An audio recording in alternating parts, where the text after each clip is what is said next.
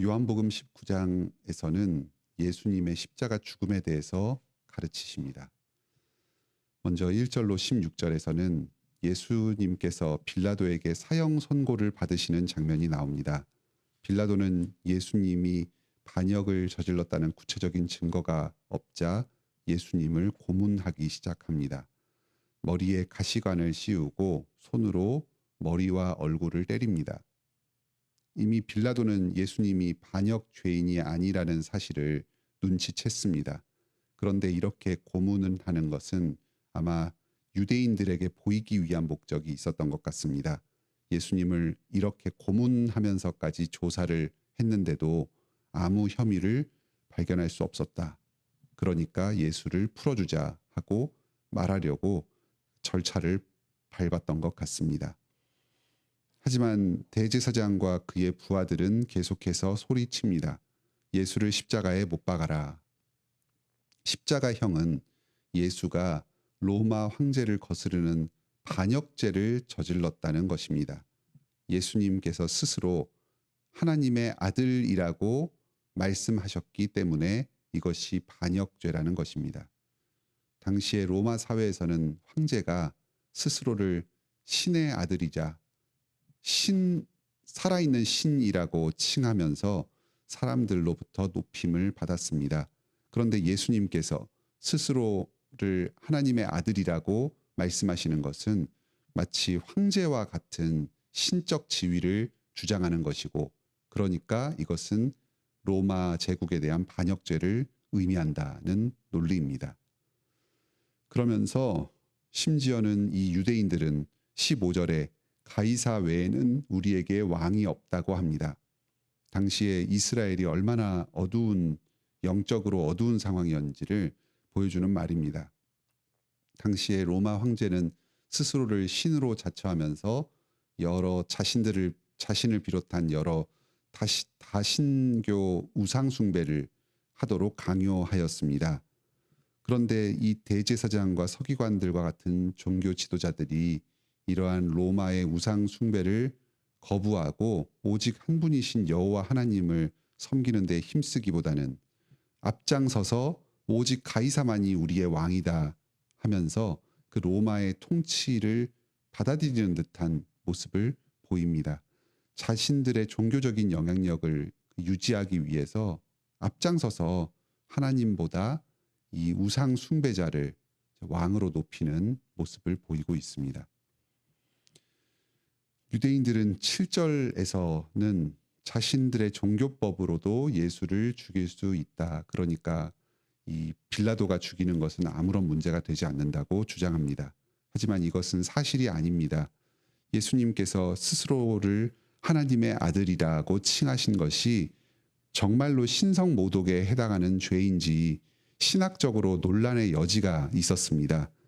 요한복음 10장에서 그 내용이 다루어집니다. 예수님께서는 시편을 들어서 자기를 신성모독으로 몰아세우는 이 유대인들에게 반박하십니다. 구약에서 하나님의 말씀을 받은 사람들을 신이라고 부르는 그 시편의 예가 있었습니다. 구약을 잘 아는 율법학자들 중에서는 이 예수님의 이 말씀이 정말로 옳다. 예수님의 말은 그 자체로는 신성모독에 해당하지 않는다. 이렇게 생각하는 사람들도 있었을 것입니다. 산헤드린 공의회에서 예수님을 신성모독죄로 기소할 때에 예수님을 향해 사형 판결을 내리는 결정이 이루어질지 자신이 없었기 때문에 지금 빌라도에게 고발을 했습니다. 로마법에 따라서 반란죄로 십자가형에 처하는 것이 절차적으로 더 수월하다고 생각을 했던 것입니다. 빌라도는 예수님이 반역죄인이 아니라는 것을 잘 알았습니다. 하지만 유대인들은 빌라도를 정치적으로 협박합니다. 예수를 놓아주면 너가 황제의 충신으로 불릴 자격이 없다. 이런 식으로 압력을 가합니다. 예수를 놓아주면 황제에게 책망을 당할 것이다. 너가 그렇게 책망받고 정치적인 입지가 좁아지도록 우리가 여건을 조성할 것이다. 우리 스스로가 지금 소요를 일으킬지도 모른다. 이 곤란한 상황을 만들겠다는 협박을 하면서 빌라도가 사형 판결을 내리도록 압력을 가합니다. 결국 빌라도는 이 유대인들, 이 대제사장들과 그들의 수하들, 그 세력에 동조하는 많은 유대인들의 압력에 굴복하여서 결국 예수님에 대한 사형 판결을 내리게 됩니다. 11절에서는 예수님을 십자가에 못 박은 사람이 누구인지를 가르쳐 줍니다. 누가 예수님을 죽였습니까? 먼저는 불의한 재판관 본디오 빌라도가 죽였습니다. 더 중요하게는 예수님을 빌라도에게 넘겨주고 십자가에 못 박으라고 소리친 그 대제사장 세력들이, 그 유대인들이 예수님을 죽였습니다. 그런데 그 모든 배후에는 하나님께서 계셨습니다. 빌라도와 로마 황제 가이사에게 재판의 권한을 주신 분, 가룟 유다와 대제사장들과 이 모든 악한 세력들을 사용하셔서 자신의 선하신 뜻을 이루시는 하나님께서 예수님을 십자가 죽음으로 내어주기로 근본적으로 정하신 분이십니다.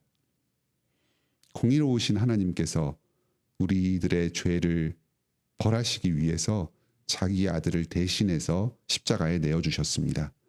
이 예수님을 십자가에 못 박아라고 소리치고 있는 이 악한 유대인들, 이들의 왕으로서 또 자기를 모욕하고 죽음으로 내모는 이 로마인들의 구원자로서 예수님께서 오셔서 죄 없이 십자가에 못 박히셨습니다.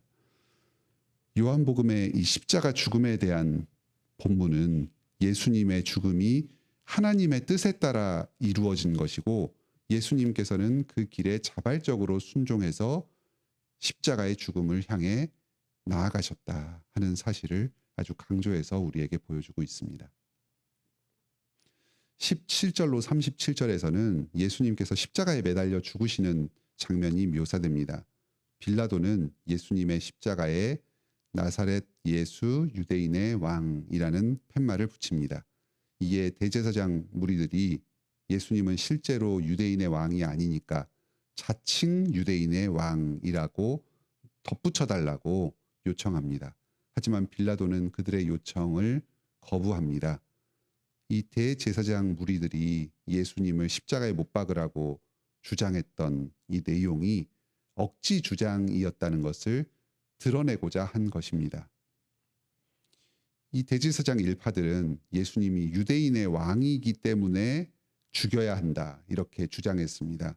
하지만 예수님이 정말로 자칭 스스로가 그냥 유대인의 왕으로만 자처했고 실제로는 유대인들이 예수님을 왕으로 인정하지 않았다고 한다면, 그렇다면 예수님은 반역죄로 처벌받을 이유가 없어집니다.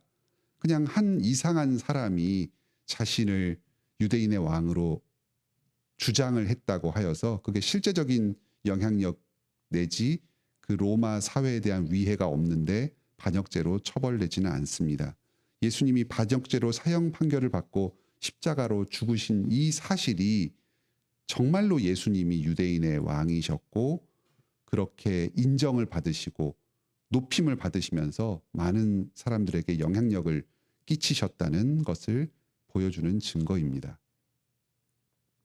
예수님이 죽으시는 장면을 묘사할 때에 이는 성경을 응하게 하려 함이라 하는 말씀이 여러 번 반복돼서 나옵니다. 24절, 28절, 36절에 나옵니다. 또 37절에서도 성경의 말씀이 어떻게 이루어졌는지가 설명이 됩니다. 이러한 구절들은 예수님의 죽음이 구약의 메시아 예언이 성취된 것이고 또 하나님의 뜻이 이루어진 것임을 우리에게 증거하고 있습니다. 특히 28절에서는 예수님 자신께서 성경을 응하게 하려고 하사 내가 목마르다 말씀하십니다. 이것을 잘못 오해하면 예수님께서 스스로가 성경의 말씀이 이루어지도록 자기의 행동을 끼워 맞춰서 억지로 그렇게 행동했다, 연극을 하는 것처럼 행동했다, 이렇게 오해할 수가 있습니다. 근데 그런 뜻은 아닙니다. 지금 예수님께서는 십자가에 매달려서 고난 당하시면서 그 마음으로 구약의 여러 메시아 예언들을 묵상하고 계셨습니다. 마음속에 하나님의 말씀이 역사하면서 지금 자기가 받는 고난이 어떠한 의미를 지니는지, 자기가 감당해야 될 이 십자가 사역이 어떠한 것인지를 계속해서 이해하면서 더 깊이 깨닫고 계셨습니다. 그런 가운데에 지금 현재 자신의 심경을 가장 잘 표현하는 성경의 말씀을 인용하시면서 그 말씀대로 기도하고 또 표현하신 것입니다. 우리의 언어 생활이 또 우리의 생각이 마음이 성경의 말씀에 기반해서 이루어지는 것과 비슷합니다. 지금 예수님께서 내가 목마르다 하신 이 말씀은 시편 69편 21절의 인용입니다. 예수님은 지금 이 불의한 고난 가운데서 자신에게 까닭없이 부당하게 해악을 끼치는 여러 악인들의 핍박 가운데 둘러싸여 있습니다. 이 가운데서 외롭고 곤궁하고 어디 한 곳 도움받을 곳이 없는 절박한 상황 가운데 오직 하나님의 도우심을 구하면서 은혜를 바라는 기도를 이 시편 기자의 마음을 따라서 하나님께 드리고 있는 것입니다. 이렇게 예수님께서는 구약 말씀을 통해서 자신의 사명을 깨달으시고 또 성경의 언어로 하나님 앞에서 기도하면서 십자가로 나아가셨습니다. 이런 점에서 성경의 말씀이 예수님께 응하였습니다.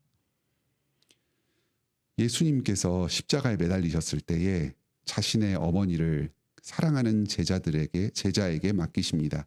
여기서 이 예수님께서 사랑하시는 이 제자는 아마도 요한복음을 쓴 이 사도 요한일 것입니다. 지금 이 대목은 예수님께서 십자가에 매달리신 목적 중에 중요한 하나를 그림처럼 우리에게 보여줍니다.